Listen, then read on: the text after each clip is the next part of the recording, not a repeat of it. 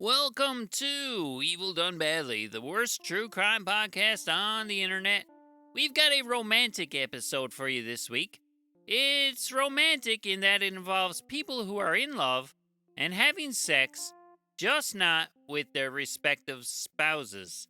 It's kind of like a love triangle, but it's got extra sides and a few extra funny angles, so it's more like a love trapezoid. And along with the weird love geometry we've got going on, there's a little murder thrown into the mix. That's why we're covering it, because someone got murdered. We're also covering it because one of our listeners wrote in and suggested it. So, special thanks to Kim D for writing in and letting me know about this wacky story. Now, grab a beverage, hold on your arse, and here comes the theme song.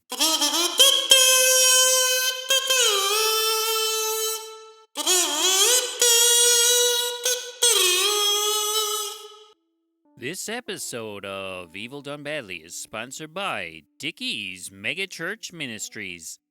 Dick will change your life if you send him money. He will show you the way to enlightenment if you send him money. Dick will lead you down the path to righteousness and eternal bliss in the afterlife. But only if you send him money. If you don't, you're going to hell, you little cunt. You'll burn for eternity, peasant. You don't want to suffer until the end of time. So, give Dick your money, tight ass. Send Dick your money and start living your best life today.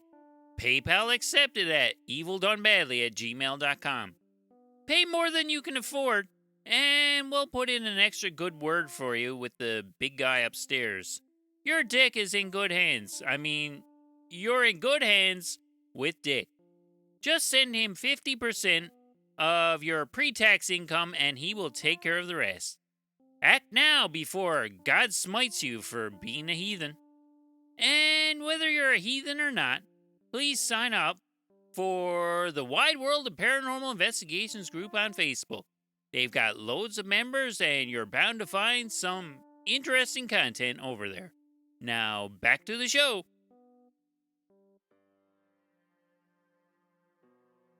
41-year-old Laverne K. Parsons was living in Georgia with her husband and son in March 2009. She worked at a local physical therapy clinic and was very close to her family. On the morning of March 25th, a contractor came by earlier in the morning to start work on a project, and he found it weird when no one answered the door. He took a walk around the property to make sure everything was all right, and everything was definitely not all right. The glass on the back door was shattered, and he immediately called police. The police found Kay, badly beaten and barely alive, on the floor of her garage. She was taken to hospital and would live for less than a day before succumbing to her wounds. A gold watch and a necklace had been taken from the house, and it appeared that poor Kay had interrupted a burglary and had paid the ultimate price. The house was left in a state of disarray, and a bloody hammer and baseball bat were found at the scene.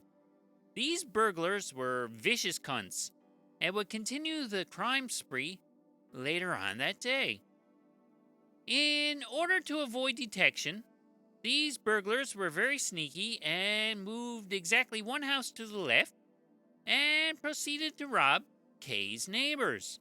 Rebecca Sears was a good friend and colleague of poor Kay's, and she reported the burglary at her house only a few hours after the incident at the Parsons' residence. She hadn't witnessed anything to do with the murder that happened earlier in the day, because she was dropping her children off at school while it happened. Fortunately, the Searses escaped any bloodshed during the burglary because no one was home at the time, but the house was ransacked and burgled. These robbers are relentless and their thirst for burglaring is insatiable. The authorities kind of suspected that the fiends responsible for the Parsons murder were the same ones responsible for the Searses' break and enter.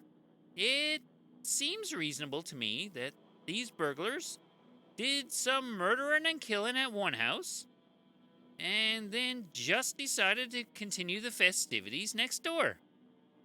Yep, that sounds likely to happen. What happens next is even likelier. Rebecca is at her workplace a couple days later when, holy crap, some unknown assailant robs her at gunpoint and shoots her in the leg.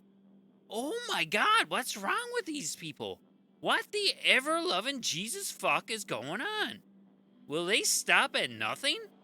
First, they're murdering and burglaring. Next, they're just burglaring with no murdering. Now they're robbing and wounding people outside their workplaces? Call the fucking FBI. Get the NSA out here.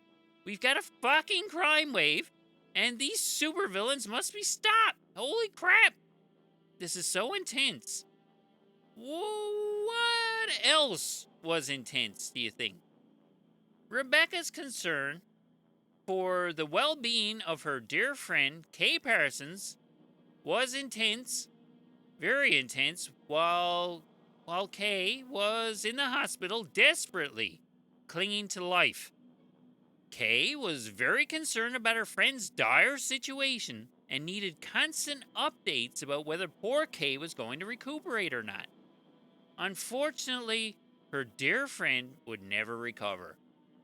But y'all already knew that. I mentioned that earlier. That's why we're here. Kay was murdered by some unknown burglar. So why am I telling you all this again? I just want to drive home how intense Rebecca's feelings were for her dear friend Kay. Now, you know what was even more intense than both of those things? Well, what was even more intense than those things was the burning in Rebecca's loins when she thought about David Parsons. And that David Parsons is poor Kay's husband. Now, Rebecca had a thing for David. And David had a thing for her right back. And they were carrying on an extramarital relationship behind poor Kay's back. According to Rebecca, though, they were indeed having an affair. But they broke that off in February of 2009. I mean, that's about a whole month before the murder. So that's obviously over now. No need to worry about the implications of them banging when Kay's not around. They're over. They're not doing that anymore, so don't even think about it. When you look at it objectively, Rebecca Sears is certainly having a bad month. First, she breaks off a romantic romance with the neighbor's husband, so she's a little hard up and lonely. Then, her friend's house gets burgled, and the dear friend gets murdered in the process. And then, her house gets burgled, and then she gets shot in the leg while being robbed on the way home from work. Jesus Christ! That's quite the run of shitty luck. I feel bad for her, but I must say, it's a good thing she wasn't home for the murder or the burglaring at her own house. Otherwise, she might have had an even worse month. I mean, it might have been her getting a hammer to the skull, causing these robbing and murdering people are vicious. So she's had all this crap happen to her, and her leg still hurts from being shot by an unknown assailant. You might say to yourself, it's an awful coincidence that all this bad stuff happened to her all around the same time. And who else is saying that to themselves? Well, the police are also saying this to themselves. See, I knew you listeners were all very bright. Y'all saw that coming, and you're all at least as bright as your local police people. Maybe you should consider it as a career. You'd be very good at it. Where was I? Oh yeah, I was getting another beverage. Okay, back in a second.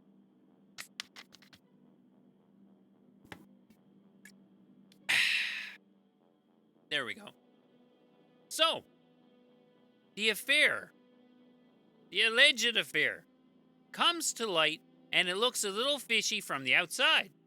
But rest assured, according to Rebecca, that whole affair thing is in the very distant past from about a month ago. So there's nothing fishy to be concerning yourselves with there. But the police, being the pesky, bright little buggers that they are, they look into it a bit further and they get a hold of Rebecca's and David's phone records. It seems that Rebecca and David have proven their chastity by exchanging naughty messages with each other up until the present day. Okay, yeah. So Rebecca and David are still hot and heavy, despite Rebecca's claim that it was over. Now, don't go jumping to conclusions. Just because these two were still banging behind dead Kay's back doesn't mean that Rebecca bashed Kay's head in with a hammer. Or does it? Nope, it doesn't. Rebecca was bringing her kids to school while the assault was happening. Phew! I thought it was going to get fishy for Rebecca there for a second, but it didn't. So the police keep sniffing around and confront David about his phone activity, just to see if there's anything remotely fishy going on with him. He starts to unravel a little bit and confesses to the affair, but says he didn't mean for anything bad to happen to Kay. When the interview is over, David slinks off, reeking a bit of pickled herring. So that's a little fishy, but there's nothing the police can do without any hard evidence. And, as luck would have it, later that day, they didn't have to wait long, the lead investigator gets a tip that will blow the whole thing wide open. An inmate in the local jail requests an audience with him, and he goes to see him. This inmate turns out to be Rebecca Sears' younger brother, Jerry. Okay, so it seems likely that this guy might have some idea what's going on. And it certainly appears that he does. He flat out says that Rebecca was driving him absolutely batshit, trying to coerce him into helping him murder Kay and making it look like an accident. Okay, you can say this guy is just trying to get on the cops' good side because, well, he's in jail, and being on the cops' good side is favorable to being on their bad side. So he could be making shit up to save his own ass. Just let me say, if he's making this shit up, he's a fantastic storyteller and should have his own podcast. So the story continues, and he corroborates the part about the affair, and then says he knows who did do the murder and why. He tells of an unnaturally close relationship between Rebecca and her son Christopher. She raised him on her own, and he became uncomfortably close to her.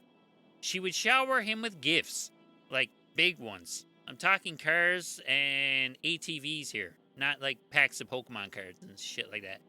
Along with being financially and emotionally dependent on his mom, Christopher was also hooked on prescription drugs. And who would supply those? Well, Rebecca, his mom. So, given that, there are very few things that Christopher wouldn't do for his mom. Turns out murder is not one of them. Jerry says that she eventually manipulated Christopher into agreeing to kill Kay. Now, this all smells very fishy, but it's still just words from a jailed criminal. It sounds bad, but it's far from definitive. The investigator pulls out a picture of the hammer used in the killing and asks Jerry if he recognizes it. Jerry, who was living with Christopher at the time, IDs the hammer as belonging to the Searses. That's a little more concrete, and the case is starting to come together. In the meantime, the police were looking through the Searses' car. And what do you know? They found blood on the passenger seat. You can whiff the smell from a mile away here now. This is all getting very fishy. So Rebecca's brought in to be interrogated. She's kept there and annoyed for 5 hours, and in the process she confesses to wanting Kay to go away, and to asking her brother if he knew anybody who could make that happen. She does not confess to sitting down and making a plan with her son Christopher to have Kay killed. She basically says that Christopher wanted to kill Kay and she chucked him right under the bus. She admits to wanting Kay taken out, but says that she had no idea that she would have unleashed a monster by implying to her son that it would be awesome if he went over and bludgeoned Kay to death. She claims that on the morning of the attack, she left Christopher at her place while she took the younger kids to school. When she came back, Christopher called her and asked her to pick him up at the end of a lane, and when he got in the car, he had blood all over him. She claims she asked him, quote, "Christopher, what did you do?" And he replied, quote, "I beat the fuck out of her, and, quote, I took care of everything." End quote. She was saying all this while she was pretending to be dismayed by the whole disgusting thing. She threw Christopher so far under the bus that he came out on the other side. She did, however, admit to staging the robbery at her own house and that it was just to throw the police off the fishy stench. And yep, the whole getting shot in the leg thing was a sham too. They put someone up to that to make it look like they were being targeted by some diabolical burglaring murderers. Indeed, they went to great lengths to avoid capture. And it worked for 3 days. When you include the time they spent fucking around trying to make themselves look like they weren't criminals, they probably had about 14 hours of unbridled freedom. I have no idea if her and David had rekindled their fiery romance over that half day of liberty. So, these dumb cunts get arrested on March 28, 2009, and are looking at possible death penalties. They agreed to plead guilty in exchange for not being euthanized. Judge Cheryl B. Jolly gave them life sentences without parole for murder, armed robbery, and burglaring. I don't see how Judge Cheryl could be jolly after having to deal with these fuckheads. These cons are making me grumpy, and I'm just writing a lame podcast about them. As of right now, they are both in jail having their genitals smashed with hammers and baseball bats. Or at least they should be. There's no excuse for this atrocity. Now, there's someone else who's slightly relevant to this story that I've neglected to mention, but I can ignore him no more. Rebecca Sears had a husband, Tony, who was away at the time all this went down, and he now lives in Nashville with his 3 sons. So not only was his wife fucking around on him, she was so intent on fucking around on him that she had her romantic rival knocked off.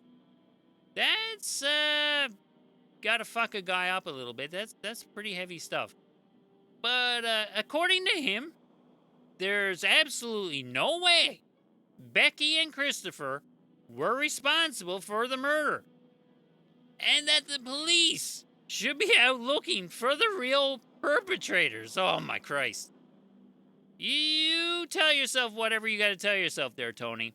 Whatever helps you get through your day, go for it. I sympathize with what happened to you, sir, but holy fucking shit. When he was asked if his wife was having an affair with David Parsons, he stated, quote, "I'd rather not talk about that," end quote.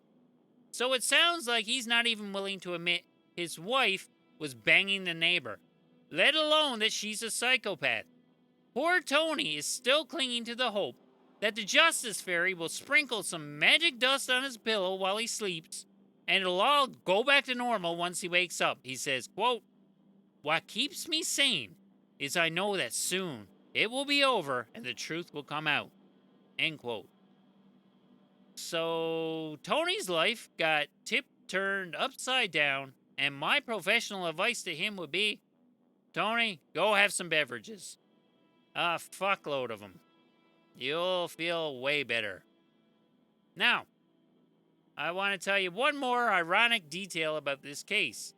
Rebecca, the mastermind behind the murder, was working at a place called Healing Hands Physical Therapy when she decided that poor Kay needed to die.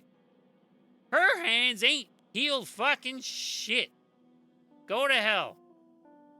And there you have it. Another episode of Evil Done Badly, the worst true crime podcast on the internet, comes to a terrible end. I enjoyed this topic and I hope you did too. Thanks again to Kim D for writing in with this nutty story. And if you would like to suggest your own topic for us to cover, we can be reached by email at evildonebadly@gmail.com or over on Instagram at evildonebadly. And if you would like to become a member of Dickie's Mega Church Ministries, head on over to PayPal and give Dick your money. He's in need of a new Cadillac, and you can help him get there. So thanks for listening, and I'll see you next time. Bye-bye.